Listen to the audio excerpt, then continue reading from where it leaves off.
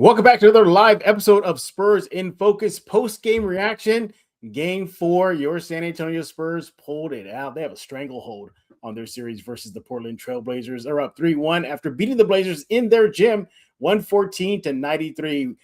Again, welcome everybody. We appreciate it. You see that guy on your screen right next to me. That is Mr. Rudy Campos with the Sports Answer. Make sure to follow him on X. Spurs. That's actually a good name. Spurs Answer. Wow. Yeah. I'm gonna get copyright. Yeah, let's copyright that ASAP. Yeah. Follow him on X at the Sports Answer. You want to do that right now. I'm your host, Jeff Garcia. Follow me on X at Jeff G Spurs Zone. Substack, yeah, go over there right now. Just Google Spurs. It's Spurs in Focus on Substack. Hit subscribe. You are part of the crew. Subscribe wherever you get your favorite podcasts, such as iTunes, Spotify, Pocket Cast, YouTube Music, obviously YouTube as well. The list goes on and on. No excuse for you to not come to Spurs into Focus every single day right here on YouTube. This should be your first and only spot for all things San Antonio Spurs. Yeah, what a game. What is it with the Spurs? Do they want to prematurely age us in the last two games by getting down so bad at half and then only to have to rally going into the second half? Again, they did that exactly thing. If you saw game 3, you pretty much saw game 4. Down at half, rally. Down at half, rally. Let's start off with some general observations of the Spurs win. Rudy, take it away. I mean, the general observation on the Spurs win, yeah, you said they started off the game really, really slow. They had a horrific second quarter, being outscored, I believe it was 33-18 in that second quarter. Portland up 17 at halftime. Just it kind of looked exactly like the way a lot of us may have thought that Portland was against the wall, knowing that Wemby was back for game 4. And they came out and they really, really just punched the Spurs right in the mouth, especially in that second quarter. But like we've been saying all season, Jeff, the Spurs stayed calm, cool. They came out at halftime and they just reversed it. So this team has been keeping us on edge all season long. And again, you don't want to doubt it. You want to wait until that fourth quarter is over and done with to see the final outcome. Early takeaway is, again, another slow start for the Spurs. Against Portland, it's okay to start slow. They've proven it. They can start off a little slow because they can kick it up another notch in the second half. That's my biggest takeaway is the slow start. But all in all, I mean, a team that is relatively one of the younger teams in the league, growing up again right before our eyes. Yeah, exactly. Yeah, it was a carbon copy of game 3 in game 4. Now, let me get the bad news out of the way first, okay? I don't like the fact that back-to-back games, they're down at half. That tells me there's something going on in that first half. They're not starting games out strong. I know it's a small sample size, 2 games in a row, but it's the playoff setting that worries me. And whether they face Denver or Minnesota, I think either of those two teams do not let a young Spurs team crawl back into games as the Blazers have done in their last 2 games in 3 and 4. That is, I mean, you even said it before we even started the recording or the live show, I should say. You were like, Jeff, there's really not much bad to talk about. Well, there is, because that first half, again, digging themselves in the hole. Rudy, I think that is the biggest takeaway in the last 2 games is they got to stop that. They got to come out the aggressor, and they didn't in the second game in a row. Your thoughts? Yeah, I mean, especially against teams like Denver and Minnesota, who could one was going to potentially be their second round opponent. Those types of teams, if you get off to a bad start, you continue to struggle, and it's a really big climb up that big mountain, especially against the way Minnesota's been playing lately against Denver. Physicality is on another level. Jaden McDaniels looks like he wants to be the defensive player of the year. But you're right. They got to start off very fast. And again, there's very few things I didn't like about this team today in San Antonio. The only thing I could point is that second quarter. I mean, they just looked completely lost. They completely looked battered. It just didn't look very good for San Antonio. But again, the slow starts, it's okay, I think, right now against Portland. Portland is very inexperienced, just like San Antonio is when it comes to playoffs. We talked about Scoot Henderson. He scored as many points as you and I did today in game 4. So, yeah, I mean, when he's not going, it's tough for the Blazers to win. All in all, I mean, they got to get off to a fast start. But again, it's just starting out for San Antonio. They're still getting a feel for the playoffs. Only a few of them have been in the playoffs in their career. Darren and maybe Luke Cornett has probably had, even Harrison Barnes, they've had some good playoff experience. I'm okay with the slow start against Portland. I'm not okay with it in rounds 2, conference Yeah, finals, and then the yeah, finals. yeah. That has to clean up. And to his credit, Mr. Johnson did acknowledge that. Mhm, He did say that even though this was a win, after the game, he did say there's still a lot to work on. mhm. And he highlighted, being the aggressor, playing with consistency, playing together. Obviously, the second half changed all that. We'll get to that in a bit, but some of the ugliness in the first half. I mean, you mentioned that second quarter. My goodness, they were outscored 33-18 by Portland in Mhm. the second quarter, led to a 17-point deficit at half, 58-41. The Blazers were out rebounding the Spurs, 28-18 at half. They were out shooting the Spurs 45% to the Spurs 34%. Yeah. Either just getting to the line, 13 trips to the free throw line to the Spurs, 4 trips to the free throw line. That again, that was an ugly half. I'm glad they came out like gangbusters in the second half. We'll get to that in a bit. But Rudy, is this? Can you almost forgive them considering this is a young team and they're just kind of they are getting their feet wet in the postseason? No, the forgiving part, I said I understand they can get off to a Yeah. slow start and it's okay against Portland. Doesn't mean I forgive them. I mean, Mhm. you can get away with it in the regular season. You can start off very slow, and you know what? You're like, okay, that's one game in the regular season. We can bounce back. In the playoffs, it's all about adjustments. You know, the Blazers are making the right adjustments. They're just not able to continue that Yeah, adjustment exactly. through the entire game. They're starting off very fast against San Antonio, but again, coming out of halftime, Mitch Johnson and the coach staff gets together. They put in a brand new game plan. It seems to be working. So in the playoffs, it's a totally unforgivable Mhm. thing for a team that is one of the best teams in the league, record wise, and I mean, stat wise as well, to continually have slow starts these past Right. couple of games. It is concerning. I'm not going to lie. It is concerning. But again, is it forgivable? I'm going to say no, not Okay. not in the playoffs. The playoffs are a Yeah. totally different atmosphere.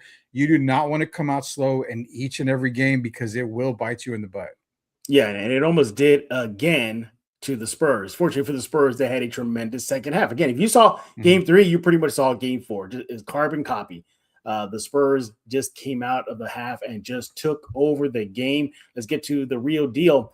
mhm. That is the second half for your San Antonio Spurs, outscoring the Blazers 73-35 advantage Spurs. They were down 17 at half, and they go on to win by 21.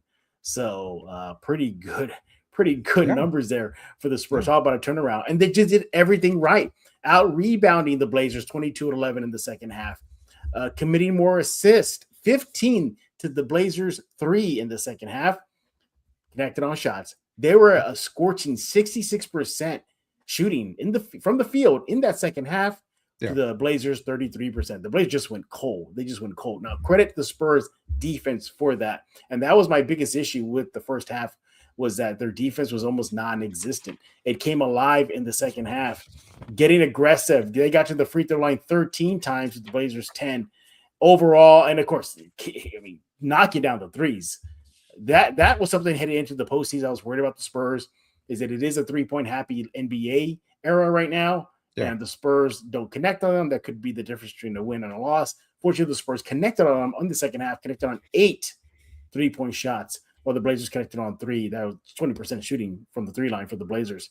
I mean, my goodness, it's a flip. It's a flip. And I'm glad, at least in this series, they're showing they have a switch. They could turn it on. But again, this is an unproven Blazers team. We'll see if they can. Well, they cannot do that for sure versus the Denver or Oh no. Minnesota at all. We're not talking about the tall French elephant in the room, and that is Victor Wembanyama. He made his return to the Spurs after going through the NBA concussion protocols, and he had himself a game, 18 points. I'm sorry, no, excuse me, 27 points and 11 rebounds for the game. You don't think the Spurs need him? Well, they definitely do. All right. He was a plus 28 when he was on the floor. Huge advantage to the Spurs. Your thoughts on Wemby's playing? Don't forget, I mean, the 7 blocks and 4 steals, and I said it right, Mm, 4 steals. I mean, that was the one department that you and I talked in the preseason where can Wemby get enough steals to maybe yeah. get that quadruple double that we've talked about Right. or anything? seeing him get 4 steals it's great. But the play that he came back, from concussion protocol, looked like he Mm-hmm. didn't really skip a beat. I was a little concerned at the beginning of the game only because he did miss his first few shots. He came up short on the first 2 3-point attempts that he had. Right. Normally, when that is, it's kind of the focus part. When you're coming up short, the jumper's really not Yeah. working very well. But he bounced back. He got the easy buckets after that. He knocked down a three. He was you know what, Jeff? I haven't said this much about Wemby, but he was really attacking the basket, Yeah, really he getting was. physical down low. That's the victor that's going to take this team to an NBA title when he's able to dominate the paint the way that he did and defend the rim the way that he did. Everybody plays better around him. When you look at the plus minus for all starters, Stephon Castle was the worst at plus 17. No, I'm sorry. Devin Vassell was plus 14. But Mm-hmm. even Stephon Castle didn't have to play 30 minutes tonight. He only Yeah. played 26. He was in foul trouble, but it's okay. You kind of got him a little bit of rest. Wemby, on the other hand, you couldn't have asked for a better game in a return from a concussion than you got out of Victor Wembanyama. Mm-hmm. 27, 11, 4, and 7. Whoo, man, you always give me crap about the generational talk, and I told you I'm peeking my head through the bushes, and I got both eyes looking out now. So we may be there very soon here. Breaking news. Rudy's going to start giving him the generational label. Is that true? Are we there? We're not there I yet? I said I'm peeking through the bushes, Jeff, with Okay. both All eyes. right. I'm not quite out the bush yet, right there. Yeah. You have the generational label, though, already. I heard that. I didn't. I did. Yes, me Yeah. personally, I am generational. He Definitely. is. Yeah, it definitely is. Hey, everybody, we thank y'all for stopping by this live episode of Spurs in Focus post-game reaction. Spurs beating the Blazers in game 5 by 114-93. Yeah, another comeback win for the Spurs. I guess they can start calling them the comeback kids. I hope not. I'd rather them not be the comeback kids The because that tells cardiac. me that they're just coming out of deficits because eventually that well will run dry. Yeah. Eventually they're going to go up against a team that's going to say, oh, we have you down. We're going to break your neck. And I think that's what we should worry about. They can kind of get away with it with Portland. They definitely can't get away with that should they move on and face either Denver or Minnesota. Again, Wemby, an incredible game. He was a defensive monster. And he had how many blocks in a row? There was like a sequence during the game. It was a block and a block and a block and a block. 3 or 4, I think. Yeah. So he was putting his footprint on both ends of the floor. But somebody who I said needed a redemption game in this series, at least after game 2, and that was De'Aaron Fox. And that guy on your screen right now, Campos, he kind of scoffed at me when he asked me, oh, does De'Aaron Fox need to do 20-plus points? And I said, yes, he does. Yes, he does. And he did that in game 5 with 28 points, took over control of the game in the second half, added 6 rebounds, 7 assists, did all that work in 38 minutes. After the game, Victor Wembanyama said that De'Aaron Fox makes the game fun. Mitch Johnson also said that this was Fox's best game as a Spur. Buy or sell that, Rudy? I've been buying it since day one. I'm not one of the Fox haters that you see on Twitter and everywhere else. I'm not the podcast guys or the fans that give up on De'Aaron Fox every single time he goes and scores 15, 16 points. De'Aaron Fox is exactly the type of point guard you want right next to Victor. Not just because Victor says it, it's because he definitely is that player. Right. He's Mr. Clutch in the fourth for a reason. So what? He missed a couple of games. He missed a couple of shots. Didn't come through. Name me a player that has been clutch the entirety of his career. There are none. They all have mistakes. They all have flaws. I am buying all of De'Aaron Fox. We bought it. Myself and Derek bought it a year before he was traded to San Antonio. Everybody didn't give us credit for it. A year before he was traded to San Antonio, we said he would be a Spur. Derek had the insight on that. There's a reason why Victor wants him. There's a reason why Mitch Johnson has him in the fourth quarter. It's because he trusts De'Aaron Fox. De'Aaron Fox is one of the best point guards in the NBA. He knows how to run a team. He can score when need. And you know what? He makes the game so much easier for everybody around him. So, again, don't ever jump off the De'Aaron Fox bandwagon. He's worth every dime that he's getting paid from San Antonio.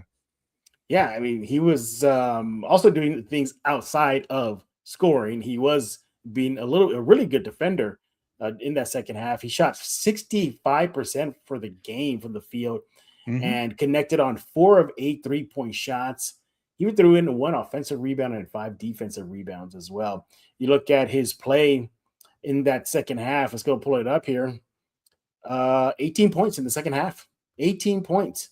Hmm. Really rallied the troops. He was a plus 31 for the Spurs in the second half alone. A freaking plus 31, Yeah. Rudy Campos. That's how impactful he was in the second half. He completely dominated the game. And what I liked about it, and as he said after the game, that for him, it was just doing the simple things. He even Yeah. gave an example. He said, "Oh, I don't have somebody out in the paint. Okay, I'm gonna look for my shot. Oh, I can't find my shot. I'm gonna go kick it out to somebody who has a better shot." Hmm. He just said that's all it was, and I'm glad he did it because the Spurs needed some heroics. Luckily, they got it from the veteran himself. He even talked about his experience and why he didn't want to see this Spurs team lose because they went through it in Sacramento when they were on the ropes as the opposite team when they were down 3-1 and how they had to rally. Yeah. So he said, like, I've been there, done that. So he goes, and what is interesting too, he even said that he felt the air go out of the Moda Center, and he said he felt the fans in Hmm. Portland, get back down on their seats, and that he said the shots for the Blazers looked tighter because while the Spurs shots looked a lot freer and looser. So he definitely saw a tale of two halves from that Hmm. Blazers team. Definitely a great game from Fox, and I don't know, he might pop up later on this show when it comes to a little bit of awards we have here at Spurs in Focus. By the way, everybody, we're not going to be having a long post game show. We're going to try to keep it about 45 minutes ish. Yeah. It's Sunday. We have to get ready for work, everybody. We're old men. You mean God, you're not a millionaire? Everybody says you're a I don't know millionaire. why. I don't know. I mean, I don't know. I only have no, I don't. I mean, it's not like lightsabers are real. I mean, I gotta afford Wow. a lightsaber once in a while, I, but no, I'm kidding. But really, we're mhm. ignoring the fans that are popping in right now on a Sunday Yeah. evening. What are they talking about? So we got CB in here. He's saying, KJ had a few moments where he looked like himself, referencing Keldon Johnson again, a guy that Good point. you've been bringing up a lot lately. Says, Yeah. why has he's 6 man of the year? He hasn't looked the same. I remember our last live show. I said it's maybe because of matchups, and Mm-hmm. today he kind of attacked the basket a little bit more. Mm-hmm. If you didn't really notice it or take notice, Keldon was there in the fourth quarter during this massive Spurs run too that they had in the fourth. So he's getting the love by Mitch Johnson. He's getting the playing time. He scored 9 points. But again, it's just the presence of Keldon Johnson to Mm-hmm. get down, get downhill, get to the basket. He made a big difference today. I'm glad other people are noticing. Do you still worry about KJ? No, I'm not worried. I think if he could just give you that, then we're good. Because I think you're right. I think it does come down to matchups, and maybe the Blazers just present something to him. He can't be as effective as he saw during the regular season, but again, he did chip in his way, being aggressive, scoring those points when they needed, and he was key defensive. He had some key defensive stops for the Mhm. Spurs as well in that second half. All in all, it was just great. Notice it felt like the Spurs have been doing rope a dope on the Blazers in the last two games. They Yeah. just leaning on that rope, leaning on that rope. Go ahead, get it out of your Mhm. system, get it out of your system, and then they come back and just pop them in the mouth in the second half. Um, Look, whatever it takes, it works. But again, that this cannot. That's the only worry I have from this series so far is they cannot sustain these deficits and keep on getting themselves in a hole Yeah. moving forward. Any other comments? Yeah, we got a few here. JC the T, man. Shout out to JC the T. Says, bring it home, get some rest, let the Minnesota and Denver Yes, fight, win that. Bring key. on Boston. He says, Boston's going to be a whiles away. I don't even know if Boston gets through Philadelphia as quickly as most people Mm-hmm. think. So he's got that comment. JG is in here. Says, Jeff, Fox gave us what we wanted. He stepped up and looked elite. Mitch Yeah. said this might be his best game as a Spur. You did mention that. Great compliment here from Spurs. Super R bar at Super R bar 30 says, Jeff, this team like Bam Bam from the Flintstones. They don't know how strong they are, and neither do we. Incredible. Again, we got the poll, as you can see up on the screen there. If you want to vote on the poll, you just got to put a 1 or a 2 in the chat, and we'll take your vote. Last comment here from JC before we move on. Fox with 27 sneaky points. Another one of those DL scores. Cross check on cards. Got those jambalaya PSA 10s, and he's talking about cards that he's got for De'Aaron Fox. But All right. everybody seems to be back on the De'Aaron Fox bandwagon. Honestly, I sold all your seats for those of y'all that jumped out to true De'Aaron Fox How much fans. did you So, hike up the prices now? If they want to come back um, in. I was steady at $150 per seat. Oh, steep. People were saying I need to give you at least 50 because I'm not buying it. I did not. I held on, and Yeah. now the price just doubled after this game. Double after one game. Well, hopefully he will Mhm. do that in the closeout game in game 5. Again, Sure. we'll talk about that later on this week here at Spurs in Focus. A guy that we're not talking about, and I think deserves some love, is Devin Vassell. Yeah. Devin Vassell did not have a good start to the game. He only had 2 points in that first half. Mhm. He had a couple rebounds, a couple assists, went 1 for 2 from inside the 3 line in 19 minutes, shot 33%. But in that second half, 9 key points, 4 key rebounds in the second half. He did that in 15 minutes and upping his shooting as well to 75% shooting from within the 3-point line. Yeah. He had a block, he had an offensive rebound, 3 defensive rebounds. The list goes on and on. He was a plus 26 for the Spurs in the second half. After the game, Mitch Johnson gave him some love, telling everybody that, hey, Vassell didn't have like those big time. Wow, look at the numbers jumping off the box score sheet here. I mean, Devin did all that. But what Devin did in the second half was helpful in their comeback. He also mentioned this, that he now turns to Devin Vassell as a stabilizing force for the Spurs whenever they need that stabilizing force on the court. So technically he is a veteran. He's a veteran in the NBA. That's what veterans do. Talk about Devin Vassell. Yeah, Devin, I think there was a spot there where he scored a couple of baskets in a row for San Antonio.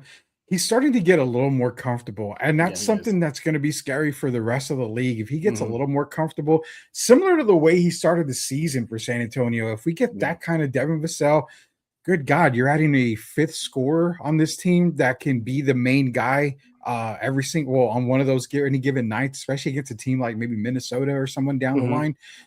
Devin, what we've always said about Devin is that we expected him to be the next two-way player, the next two-way guy. And he's not quite there just yet, but he doesn't have to be. Devin's one of those guys where he's going to come in, he's going to knock down a couple of those shots. And you know what? If needed, Jeff, to take over a game, Devin Vassell has shown in the regular season he can take over a game. He can be that guy to knock down consistently, a 3-point shot, to get to the basket, to make that little jumper from the elbow. Devin is going to be a very big focal point moving down the road in the playoffs here. But again, I like what I see because he's not forcing his shots. He's not making something happen. Everything's just kind of falling in his lap. Yeah. And again, all these guys are growing right before our eyes. And it's getting to be, they're honking on Military Street, and it's not even 10 o'clock yet in the evening. I can hear them right now. I live in downtown San Antonio. I am not kidding. I can literally hear them out my window here in downtown San Antonio. So the party is on in SA. Hey, real quick about Devin Vassell, though. In the second half, he goes 4 for 6 from the field. Just an efficient shooting. He had a 1 3-pointer. He had 1 at the rim. He missed a shot near the rim. But other than that, again, just connected on that. He had 66% shooting in that second half for the Spurs, just all in all. And hit 3 of those shots were assisted. So the players were finding him. And felt trust in him to knock down those shots. I saw a comment here, and I just want to get your thoughts on that.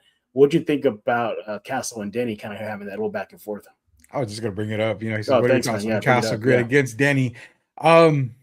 So I mean, let's not call it a lie or anything. Castle did instigate that. Yeah, he didn't like the way Denny was guarding him. Obviously, Denny was guarding him really aggressive. No calls were made. Got to the basket, got an and one on Denny. Put the ball into his chest. I respect the hell out of Denny for retaliating and pushing Castle. You don't want to be made like a punk like that on the court. But again, it's playoff basketball, man. I love that. I love that. These guys are going back and forth at each other. They don't care. They want to get in each other's face. That's fine. That's playoff basketball. It's showing up Denny, and Denny pushed back. Castle pushed back. But here's the biggest thing that I took away from that. The officials said, technical on you, and that's it. Yes, I love that part. They didn't blow it up to, let me go to the replay and look for 45 minutes. And you know what? because Castle pushed him after the fact and he's got a T here, we're going to throw him out. No, no, no. They kept it simple and said, you know what? T on you. Bam, we're done. Let's move on. It's playoff basketball. Yeah. I'm all for it, man. I'm all for this kind of thing. I was going to text you. What did you think about that? Because I don't know if it's me. I'm the fighter in the Spurs and Focus group, or you're the fighter. I don't know. You may be the more mellow one, but what did you think of the Castle Denny thing? Yeah, I think Castle instigated. I'm with you. He didn't need to do that. I would have minded. He could have done it the other way. He could have maybe chirped at him, and instigated Denny maybe to retaliate. But Mhm. look, you're right. It's playoff emotions right now. You even saw it in the Minnesota Denver game. Joker literally ran across the court to get McDaniels, saying, "Hey, why are you running up the score?" And then, a near brawl almost broke out. So you're going to see that in a lot of these series. And guess what? Spurs is probably going to get more intense whether you face Minnesota or Denver. Oh yeah. So be ready for that. But my God, I mean, I just love Castle's dog in him. I'm glad it didn't cost him an ejection. I'm glad it didn't cost him something where the league has to get involved and maybe suspend him. So There will and be a yeah, fine. There will be a yeah, fine. there will be a fine, but Yeah. just don't suspend him for Game 5, No. and we're good. But If he gets then he looked like he was out to kill somebody. Did you see that look in his face? Yeah, Denny, we can't use those choice of words that he said on the replay that I saw. Yeah, But yeah, he looked like he was out for blood on that. yeah, I mean, again, it's similar to the Jokic McDaniels thing, man. I mean, yeah, Jokic felt that his team was being showed up and he fought for it. Castle put the ball in Denny's chest and Denny didn't like it. You're kind of showing him yeah. up in the team, and you don't want to be a punk like that, obviously. No, you So don't. Denny had red in his eyes, and it's going to be Yeah, interesting to did he? see. It's going to be interesting to see Game 5 because Yeah, something like this, it's kind of like baseball. When something happens in a game, it carries over into that next game. I'm wondering if it's going to carry over into Game 5. Do we see a hard foul on Stephon mm. Castle? I No, mean, I see it the other way around. I think the Blazers are going to do hard fouls on the Spurs. as long as they keep their hard fouls Yeah, away from Wemby, I mean, the other guys I think can actually take care of themselves on that. yeah, So that's yeah. the way that's other You, you know, comments. you, you know who's kind of a low key instigator too that doesn't get recognized for that? Champagne. Yeah, Watch him in the he game, kind man. of He throws a little elbows every once in a while. He snaps at some of the players very low key. yeah. Uh, but no, again, overall, when I look at this game, I just love the fact that it's bad that the Spurs are having deficits to climb out of. That's not good. You don't want to go down that route. Mhm. But I like also too that they're getting some experience on how to come back in games, settling down, being together. And Mitch Johnson had mentioned that. He said he didn't see togetherness in the first half. He didn't Yeah, see yeah. execution in the first half. He saw it in the second half. He said they weren't even running to the rim as much as they were, and the numbers prove it. They just were all out of sorts. Let me get your thoughts on this. Why do you think in the last two games they're coming out looking flat and having to, dig themselves out of a hole? Is it simply a road game? Is it simply the bright lights? Is it simply let Portland get it out of Mm. their system and let's take care of them in the second half? So I'll give you a tale of two tapes here. The first tape being Game 3 was, I think Tiago took Game 2, took the game film from Game 2, kind of expanded it, knowing they Yeah, weren't going to have Wimby. He put a really good game plan in place to start that game. You saw Drew Holiday get off to a fast start. yeah, Scoot Henderson got off to a fast start. yeah, So I think what it was the physicality in Game 3 in the beginning. They attacked the basket. They were just knocking down shot after shot. That was the adjustment that Tiago made. Now, Game 4, there's a different tale, a different side of this is what I saw. And it's the fact that you got Victor Wembanyama back. To hmm, me, Mitch is right. They didn't look together, but they didn't look as focused and they didn't look to attack as much as they did at the end hmm, of Game 3. Here's the reason why I feel that is probably the case, because Victor was back. They played too careful. They didn't want to mm, make a sudden move, and maybe Victor didn't, right, wasn't in the right spot. Maybe he wasn't 100%. Maybe he's 90%. It just kind of feels like when you sprain that ankle, Jeff, and you're taking a step, it's kind of like yes, you don't want to step hmm, too hard because you don't know how strong that ankle is. It seems like they came out just a little cautious, but when they saw Victor get back to his old self, That's when you started to see the wheels turning. That's when you started to see Mhm. them going, come out of halftime. Hey, man, there's no more straitjacket on anything. There's no more bandages anywhere. It's full force. But I think they came out a little slow this game just because they were trying to get Victor back in the flow of things and everything. Yeah, a good win. They have a stranglehold on the series. They just need one more win. Series over. They can move on and wait the winner between Minnesota and Denver. But they got to take care of business in Game Five again. We'll talk about Game Five later on this week here on Spurs in Focus. Mhm. I want to thank everybody for taking time out of their schedule on a Sunday to join us here on a live episode of Spurs in Focus. We're reacting to Game Five win. Your San Antonio Spurs got the W. Everybody, again, another scary times, in Portland. You're a Spurs fan, but nevertheless, 114-93. The Spurs were down by 17 points at the beginning of the halftime, and you go into the second half, win by 21. Talk about a turnaround. Steph Castle, he was saddled with fouls, nearly fouled out, or he Mhm. fouled out? No, he had like No, he had four or 5. five. He had 5 fouls. Uh, Looking at bench, okay, but more improvement from Keldon. We got 9 points, and we had 1 rebound and 1 assist.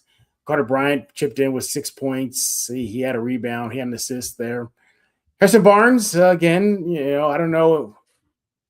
I don't know. Should we just expect this now from Barnes Yeah. moving Yeah. forward? 2 points, 2 assists. I mean, 2 rebounds, assists here. Yeah. Yeah. I Yeah. mean, Harrison Barnes, he's the veteran guy that is going to come in, just kind of spell some minutes for the younger guys. And I think he's Hmm. aware of it. He's not going to be, I need to get you 12, 13 points a Yeah. night or anything like that. He's just going to come in. He's going to spell a little bit of these minutes Hmm. for the young guys, kind of get at them a little bit of rest.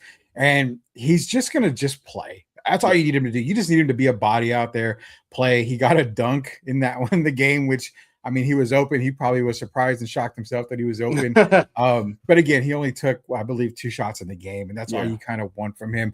I think a lot of people are looking at Dylan Harper. Hey, you only had 3 points, but again, Harper being on the court opens up a lot for everybody else because of the game that he just had Hmm. recently. So yeah, I mean, he didn't have a great game scoring wise, but it's the impact of the previous game that made everybody take notice. When he got the ball, you could see a lot of the defenders were looking at him. He Yeah. was able to get to the basket, had an assist out there, but it's just the impact that the bench had. Overall, the bench did it. Put it this way: the bench outside of Dylan Harper in that game, really the couple of games, we haven't seen the bench that the Hmm. Spurs have had all season. Yeah. Is that something I want to get from you on real quick here before we do, Jeff? I want to give a shout out to Sith. Elias, he's a great follower of us here. I want to give him a shout out. He's been trying. He's you and I's. Our younger generation guy keeping everybody on next calm. He's got to keep Right. everybody calm. Exactly. But I want to get your opinion on the bench side of things. Yeah. Is that concerning for you that we're not seeing production off the bench? Because What? Yeah. remember I told you it's concerning to me if the starters are having to play 33, 34 plus minutes a game. That's kind of bad in the playoffs. But again, are we really worried about the bench here? Yeah. It's funny you mentioned that because I look at today's bench production, and Mhm, it was okay. Maybe Cornette didn't have a Cornette game, but he gave you 7 rebounds. He gave you a bucket. We mhm. mentioned Carter's contribution, Keldon's contributions. So it was okay, but you needed a little bit more. If you could just have Harper and Keldon going, just even at near or at their season averages, the Yeah. Spurs team is just deadly. But again, they need to figure this out because look, at this point, we all know the Blazers are cooked. There's no way the Blazers are going to beat the Spurs 3 straight games for some Mm-mm. incredible series comeback. It ain't going to happen. So you're going to already start penciling in either Minnesota or Denver to come to San Antonio soon. Either way, against those teams, it's all hands on deck. Denver is a deep team. I know Minnesota's had some injuries, two Mhm. massive ones. DiVincenzo's out for the season. Ant is week Couple of by week weeks. at this Yeah. point. So you don't know what you're going to get. But nevertheless, if they show Minnesota how deep they are, yeah, Denver found out recently. So yeah, you got to have that bench production moving forward. Again, you can get away with that from an inexperienced Portland team. You can't do that versus experienced team either Minnesota or Denver. By the way, even like a team like Minnesota, Rudy, we forget that this is a team that's been to the conference finals how many years in a row? Back to back years. Yeah. Back to back years, deep playoff runs. Mhm. They have experience, despite the fact the record may not regular season record may not reflect that. That's a team that's been there and done that. Hey, quick shout out to San Antonio Toros Josh Mayer, he's in the house right now. He's voting. Yeah. Look at that. Yeah, Yep. for those y'all don't know, the San Antonio community, San Antonio City, they do have a new football team. The San Antonio Tours. I say new loosely because it's been in existence in the '60s. Kind of was laid to rest, and then it's Hey. revived thanks to Josh Mayer. For those who don't know, I am their official team writer. So as soon as the season comes up, I'll be with Josh.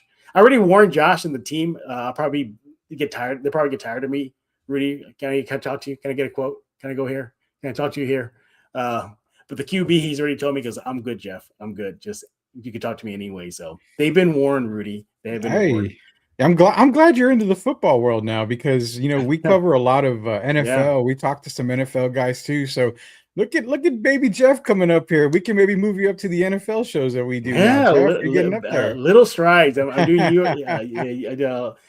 semi-pro. So those are my baby steps right there. There we go. But yeah, shout out Josh Mayer. And again, if you want to get your tickets to the SA Toros, just Google SA Toros, and then there it is, San Antonio Toros. You can even become an owner. You can become an owner of the team. I'm not kidding. You can be an owner of the team. Wow. Go look to the website right there. So if I become an owner, do I Yeah. get to make owner decisions? Can I cut players? Can I trade players? You might want to I talk to mean, Josh about that. I don't know how much do how I far. have to put in there in order for me to start making That's definitely trades? a conversation you need to have with Josh. So we appreciate the love, Josh. Thank you for stopping by here at Spurs in Focus Live. We're getting close up to it. We're going to get to some of your comments in a bit, but it's that time of every show. We're looking at 3 areas. What was the turning point of the game? What was the standout stat? And who's the player of the night? So let's go into that. Rudy, what do you want to start off with? You pick. Put me on the spot. You pick. Okay. Let's do standout stat.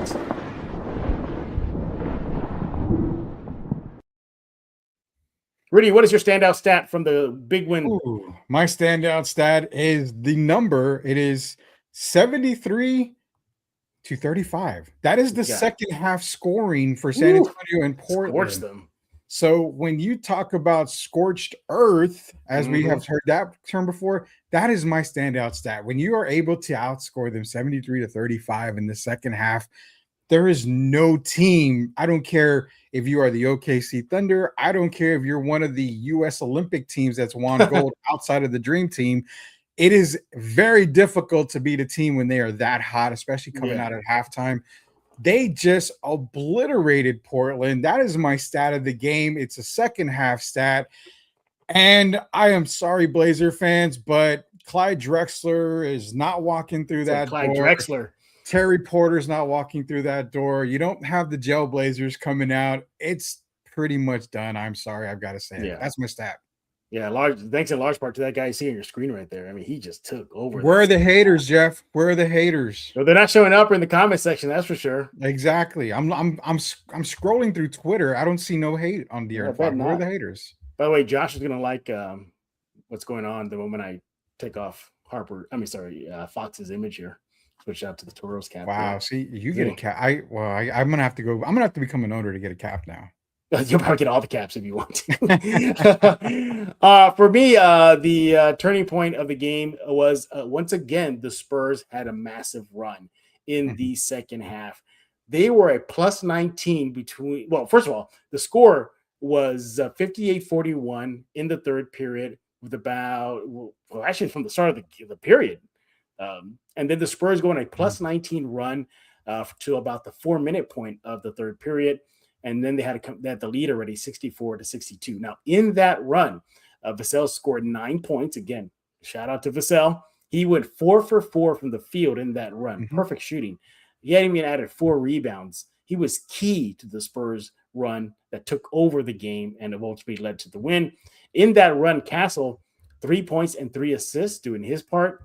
The Spurs were just red hot for the start of the third to almost to the end. They could have thrown 4-7 3-point shots in that run, while the Blazers were held to 2 of 15 shooting and did not make a single three during the Spurs run. That is my stat, the standout stat here at the Spurs in Focus.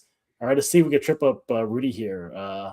Let's see. I'm going to go with this one.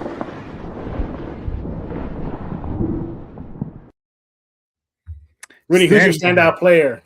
Standout player. Let's flip a coin. I'm caught the coin. It landed on De'Aaron Fox. I mean, Yeah, let's be honest, obviously, man. yes. Obviously, standout player is going to be De'Aaron Fox. 28 points after getting all the hate from the 2-1-0. He finally put everybody to bed and said, you know what?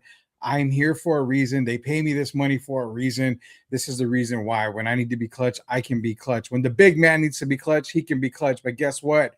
For everybody that don't like me in San Antonio, I've got a 7'4" guy that There you loves me go. in San Antonio, and that's all that matters. De'Aaron Fox, 28 points, 6 rebounds, 7 assists, 1 steal, and dare I say, 2 blocks? I mean, not Hey, 2 shots. I'm talking 2 blocks for De'Aaron Fox. Overall, he filled the stat sheet just like it was Christmas, and he had the stocking stuffer on the mantle getting ready for Santa Claus. De'Aaron Fox is my standout player of the game. you know, I knew you were gonna go with Fox, and it was obvious. Yes, he deserves Of it, but course. and absolutely deserves it. I'm gonna go with this guy, You Victor have to. Wembanyama. Yeah, You have in to. his return, just really helped the Spurs in the second half overcome that deficit. 18 points in the second half for your San Antonio Spurs. Threw in 4 rebounds. He was a perfect 8 for 8 from the free throw line in the second half. And he was also perfect from the field, going 5 for 5 in the second half. He was a plus 31 in the second half for the San Antonio Spurs. By the way, interesting too. He got into foul trouble. I thought that was going to do him in the second half. He had 3 fouls, but he played through it. And he gave you 3 steals and 1 offensive rebound, 4 second chance points. What stands out to me is just the defensive impact he made in the second half. Yes, scoring is important, but the defensive impact he made. I mean, we mentioned that earlier in the show. Yeah. That sequence where he had like back to back to back blocks. They're just going nuts right there. 5 blocks in the second half alone.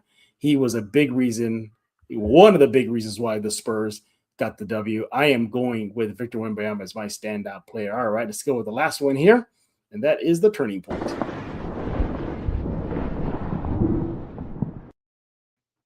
Rudy Campos, your turning point. Turning point, and it's gonna sound kind of weird, so you got to kind of follow me here. This is one of those what ifs that you see in Marvel Universe here. Turning point for me was the end of halftime, or Okay, actually interesting. the beginning of halftime. I'm sorry, when the Spurs were down 17. It was turning point for me because we felt maybe this would be a Portland team that continues to hold Right. that lead. Turning point for me was Mitch going back into the locker room, getting his guys refocused, them coming out of the locker room on a 13-0 run. That's to start the game. You bring the game back down to 4 points. It's within reach. So again, I love the fact that they went into halftime down that big, but I even loved more that, again, calm, cool, collective, this San Antonio Spurs team. Turning point for me was going into halftime down, coming back out on a 13-0 run. They didn't look back after that. That's the turning point for me. Spurs stayed focused. And can I do this? Spurs were in focus as There well. you go. There you go. Look at that. Look at that drop. Rudy getting creative here. For me, it was another run, the final nail in the coffin that put the Blazers to sleep. I'm talking about the 4th period. The Spurs were well in control, but the Blazers are still hanging in there. They weren't completely knocked out. Well, the Spurs, they served him up a platter of knuckle sandwiches and just put him in the grave and said, you know what, this game is ours. 4th period, they went on a plus 16 run in the 4th quarter from about the 9-minute point till about the 4-minute point of the 4th period. The score was still close to start that run. It was 80-76 Spurs with a slim lead. At the end of that run, Rudy, 101-81 Spurs with a commanding 20-point lead. In that run, that's where De'Aaron Fox took over. He had 10 points, 2 of 2 from the 3 line. Keldon Johnson stepped up in that run, 7 points off the bench. It was a perfect shooting from 3 of 3. And they capitalized on turnovers. Surprisingly, Holiday had 4 turnovers in that Spurs run. The Spurs made 8 of 8 shots in that run and also 11 points off some of those turnovers. And they even had 4 steals. So they got it done offensively. They got defensively. That was my turning point of the game. Okay, we got a few more minutes. Rudy, any shout outs, any comments you want to highlight before we put a bow on this?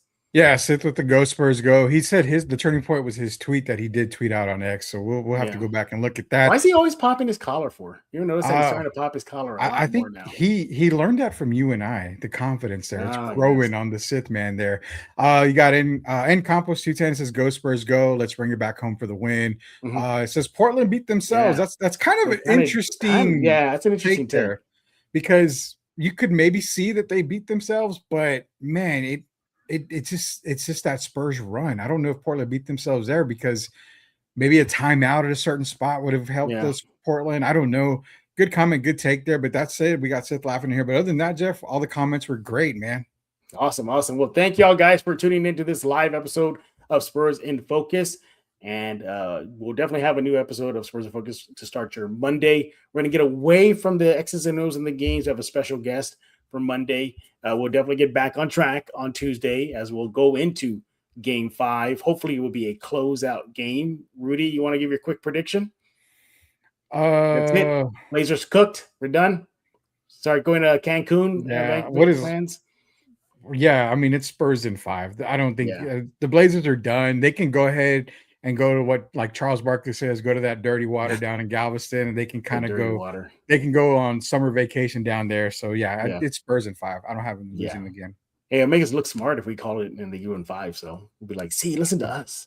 We called it in 5. So it You, happened. you and I and a lot of our guys that are involved in our network, we call a lot of stuff a long time ago. So Mm-hmm. I would just say I'm not going to toot my own horn, but Spurs and Focus, everything that we do here, we're pretty good at our jobs. We know what Yeah, we're just a little talking bit. about. Just a little bit. You talk about popping collars. Look what just Rudy's doing right now. He's just popping his collar right now, left and right. I have every right But to. yeah, exactly. Again, they were the ones that called Fox to San Antonio years ago before it Yeah, even happened. they So go there back you on the have it. tapes. Yeah. Like there's receipts, as the kids say. There are receipts. Hmm. Rudy, thank you for taking your time to join us here on a Sunday to talk about the Spurs' massive win. Have a stranglehold on the series versus Portland. Looks like that series might be coming to an end this Tuesday. Spurs Yeah. were up 3-1 after beating the Blazers 114-93. De'Aaron Fox with 28 points, Victor Wembanyama with 27, Steph Castle with 16. Again, the team looked good in the second half. Hopefully, that'll put a scare in the home crowd this Tuesday. So we appreciate y'all as well for stopping by here at a live episode of Spurs in Focus, leaving your comments, joining us here. I know it's a Sunday. Y'all want to relax before the weekday starts, but nevertheless, we appreciate it. Hey, everybody, don't forget to subscribe to Spurs in Focus. First, start off with the Substack.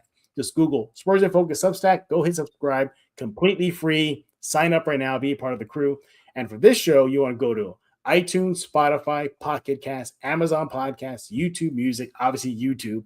Hit subscribe. Let's get those numbers higher and higher. And by the way, Spurs in Focus should be your first and only spot for all things San Antonio Spurs. Yeah, don't go anywhere else. Ignore everybody else that you see online and on YouTube. You just want to come to Spurs in Focus for all things San Antonio Spurs. We'll be back tomorrow, as mentioned, with a new episode of Spurs in Focus. So for my good buddy, my co-host here, Mr. Rudy Campos with the Sports Answer. He is on X at the Sports Answer. Follow him as well. I am Jeff Garcia, and well, you're now in focus with Spurs in Focus.